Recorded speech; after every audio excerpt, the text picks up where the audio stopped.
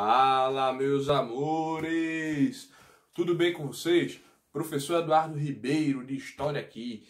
Hoje nós vamos dar continuidade ao nosso assunto da aula anterior. Estão lembrados, né? Quando a gente começou a falar do Estado Novo de Vargas. Se você não está lembrada ou lembrado, volta lá nos vídeos anteriores, dá uma olhadinha lá, porque está imperdível, viu?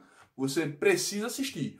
Bom, sobre o nosso assunto do Estado Novo Varguista, a gente viu que ele usou como álibi, como desculpa para poder implantar essa nova ditadura, o velho plano, né, de comunistas tomarem o poder, né, que vez ou outra isso aparece na história do Brasil. Os comunistas vão tomar o poder, e isso sempre serve para que determinados grupos, eles cheguem ao poder. No caso do Vargas, a desculpa utilizada foi o chamado Plano Cohen. O Plano Cohen, ele foi essa desculpa que o Vargas utilizou para sensibilizar as massas e desta forma ele poder chegar ao poder. Sim, Vargas usou desse discurso para poder chegar ao poder. Tá certo? A gente viu que as mudanças empreendidas pelo Estado Novo foram a retirada da Constituição de 34, a Constituição de Weimar, do qual ele não gostava, porque ele limitava os poderes dele, e coloca uma nova Constituição em 37 chamada Polaca, inspirada na Polônia, Constituição fascista, certo? Bem do jeito que ele gostava e admirava. Lembrando que Vargas ele era admirador ferrenho de Hitler e Mussolini, tá certo? Nunca chegou a se identificar de fato, eu sou fascista, eu sou nazista. Não, nunca ele fez isso, mas era um admirador, certo? Ele era um admirador e mantinha relações diplomáticas muito próximas com os países do eixo, certo? Embora aqui na Segunda Guerra Mundial o Brasil vai entrar ao lado dos aliados, certo? Por alguns motivos que a gente vai explicar depois. Bom, além de tudo, criação do DIP, Departamento de Imprensa e Propaganda. Esse Departamento de Imprensa e Propaganda, ele tinha duas funções, né? Como a gente já falou, a gente já debateu. Censura, perseguir tudo aquilo que fala de mal do presidente, nada que fala mal do presidente passa, assim como promover a propaganda do chefe do Estado, né? A imagem messiânica do Vargas, o Vargas como cura para o Brasil, o Vargas como pai dos pobres, o Vargas como o administrador verdadeiro, justo e digno da história brasileira. Minha gente, a construção do discurso, a construção imagética que se faz da figura do Vargas é uma coisa tremenda. E a gente viu que esse discurso, certo, era muito, certo, construído em cima da propaganda nazista, que Joseph Goebbels, ministro da propaganda nazista, fazia na Alemanha. Vargas, como admirador, reproduziu o mesmo estilo de propaganda aqui. Tanto é que uma das coisas que Getúlio ele vai fazer no Brasil em relação à propaganda é muito o que Hitler fez na Alemanha quando assumiu o poder. Democratização do rádio. O rádio já existia, mas não era uma coisa tão democrática no Brasil. Era uma coisa muito de luxo, um artigo muito de luxo. Getúlio ele vai procurar democratizar o rádio, a mesma coisa que a Alemanha nazista fez. Por quê? Antes do rádio ser uma coisa democrática, ninguém ouvia a voz do líder político. As pessoas liam alguma coisa que ele escrevia no jornal, alguma matéria, mas o rádio, para a época, ele fez uma mudança muito grande, porque você ouvia a voz do chefe de Estado e ele sussurrava no seu ouvido dizendo que era o pai dos pobres, que ele daria jeito no Brasil, que o Brasil dependia dele, o que era o Brasil antes dele, o que é o Brasil agora. Isso gerava uma emoção nas pessoas. Por isso que Getúlio se preocupa tanto em democratizar o rádio, porque era o seu veículo de comunicação oficial. Era o veículo de comunicação getulista. Era através dele que Getúlio entrava dentro de cada casa do Brasil. E por isso o rádio ele foi um ferrenho apoiador do regime varguista. Não tenha dúvida disso, certo? A gente tem outras coisas que ele criou também, que eu até anotei aqui, certo? Para vocês perceberem, a gente vai comentando cada ponto desse. Bom, vamos lá.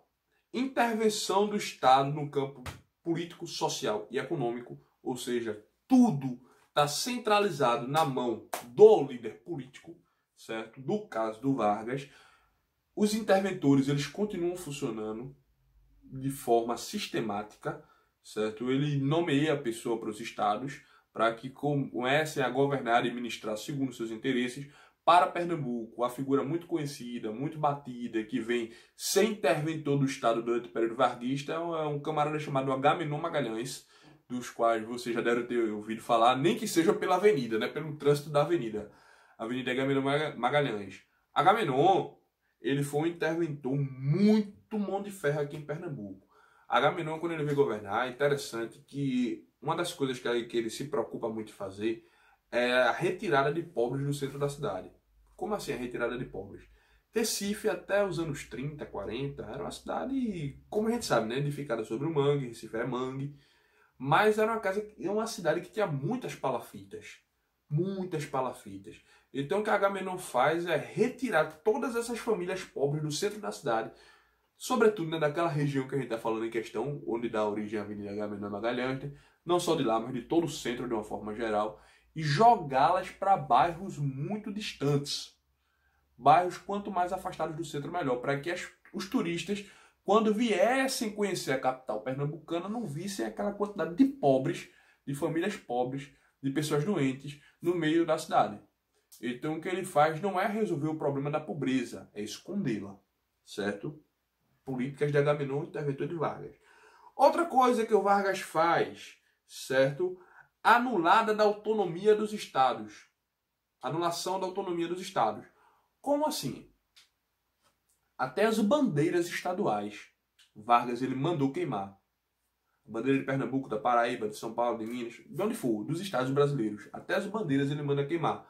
Para ele, o sentimento que tinha que reinar era o nacional, era o nacionalismo. Então a única bandeira liberada era a bandeira brasileira. O resto é resto, certo? O regional ele não deveria ser valorizado na ótica varguista, tá certo? Então a gente percebe uma clara influência do nacionalismo hitleriano, certo? Esses nacionalistas, quando é um nacionalismo desacerbado, são um sentimento próximo às ideologias fascistas. Hitler ele produz a mesma coisa na Alemanha. Segundo ele, essas divisões regionais de Prússia e outras regiões, isso é uma coisa que deveria ser esquecida, certo? É o nacional. Na Itália é a mesma coisa, tá certo? Bom, fim dos direitos individuais de greve. Para ele, greve está fora de cogitação, ou seja, eu já fiz tanto por vocês ainda querem greve, vai não, meu parceiro, proibido, viu? Pena de morte, certo? Passou a ser permitida, mas para todo mundo, roubei, matei, é pena de morte. A pena de morte era para adversários políticos, é uma ditadura, né? Então quem se levantava como adversário político, preso. Isso figuras muito conhecidas, literários, artistas, qualquer pessoa, certo? Vargas ele manda prender tanta gente que não aceitou isso, tanta gente que no Brasil, para a época, a estrutura penitenciária da época não comportou. A Marinha ela é obrigada a prender esses presos políticos dentro dos seus navios no alto mar, porque não tinha espaço para eles, para vocês verem o que é uma ditadura, certo? Fim dos partidos políticos é outra coisa que Vargas faz, é uma ditadura, né? O partido que reina é só o dele, certo? E a aprovação de uma nova Constituição, que seria a substituta da polaca, a Constituição fascista que ele colocou, via plebiscito, que ele deixou somente para ficar internacionalmente com ar democrático, porém esse plebiscito ele nunca aconteceu. Nunca, nunca, nunca, nunca, certo? A ação integralista brasileira de Plínio Salgado, lembram? Eles não concordam com isso. Ah, professor, mas como é que pode? Plínio não era fascista? Vargas não está usando a Constituição fascista? Por que Plínio não concorda? Ora, Plínio não é fascista, de fato. Mas ele queria uma fatia do bolo. Ninguém quer governar.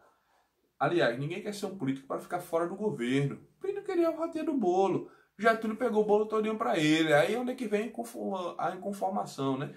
O bebê começou a chorar. Aí o que é que Getúlio faz? Dissolução da ação integralista brasileira. Está tudo dissolvido, acabou, o partido acabou. Não existe mais.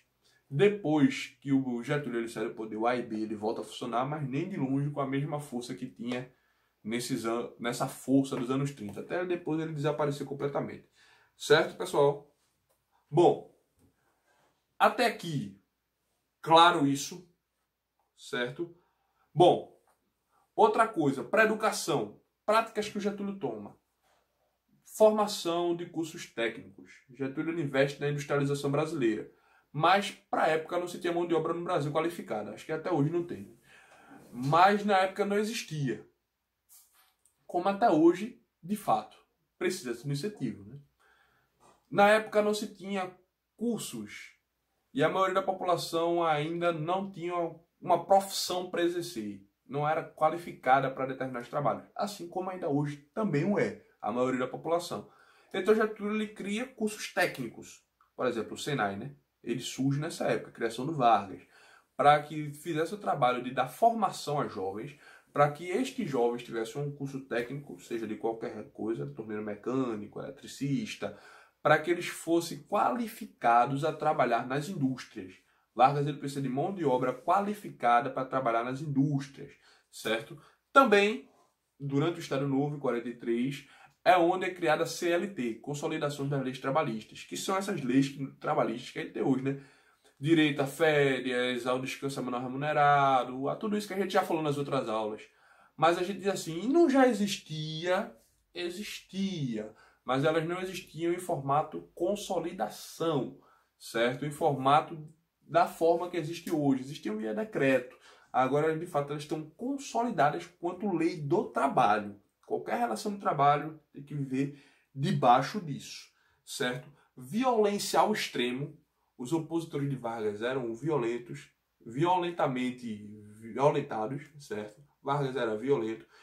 Era contra a livre imprensa, né? A gente sabe do DIP, eu acabei de explicar. E ele ocupa jornais durante muito tempo para impedir que se falasse mal dele. Por exemplo, o jornal Folha de São Paulo é ocupado por 5 anos durante o governo Vargas, de 1940 até 45, certo? Quando termina o governo de Vargas, esse primeiro governo varguista, certo? Então, a gente percebe como o governo Vargas ele agia desta forma, certo? Bom, até aqui tá claro? Dúvidas nisso? Não, né?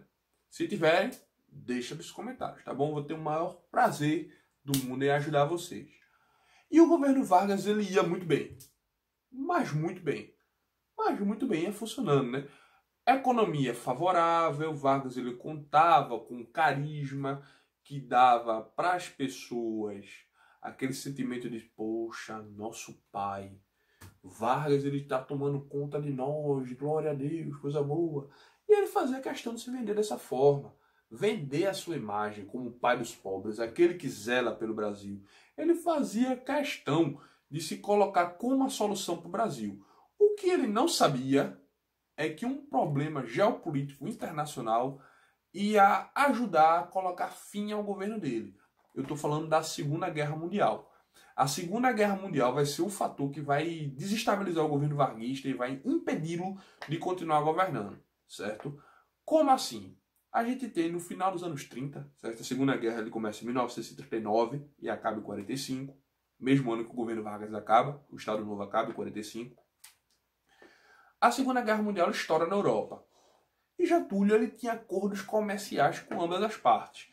De um lado a gente tem o eixo, certo? Alemanha, Itália e Japão. E o Getúlio, além de ser admiradores dessa turma fascista, também tinha acordos comerciais com eles, vendia café, dentre outros suprimentos múltiplos.